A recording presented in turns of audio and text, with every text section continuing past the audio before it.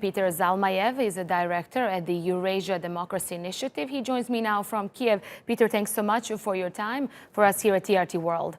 Now, more and more pressure on Alexander Lukashenko from the opposition leaders. How do you see the situation unfolding in Belarus? Well, it is unfolding, it's continuing to unfold the way it started a few weeks ago. It's really taken on the appearance of a truly popular revolution, and each Sunday that rolls around, we see the same huge throngs of people on the streets of Belarusian cities, something completely unprecedented for Belarus ever since since its existence as an independent state, as a post-Soviet state. President Lukashenko, considering by the actions, including the ones that you referred to in your segment, is becoming increasingly desperate. He is trying to behead the movement, so to speak, and he's not succeeding simply because it's not a very centralized movement. It does not have clear leaders. By trying to behead one or the other, by trying to expel one leader and disappear another, is only inflaming the popular movement.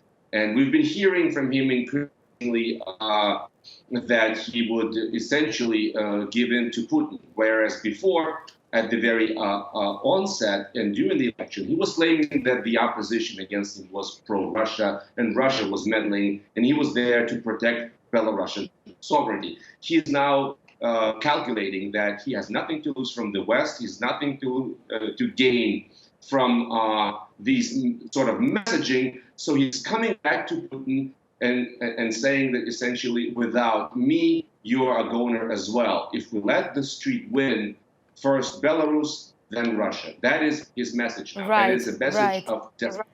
Yeah, that's his latest message. In the meantime, Svetlana Tikhanovskaya is in Warsaw meeting the Polish Prime Minister there. What can we actually expect from Russia to do? I mean, many Western leaders will be watching closely for their next steps. I think Russia is very wary of inflaming further any sort of anti-Russian sentiments. So far, the protests have been largely concentrated on ousting Lukashenko.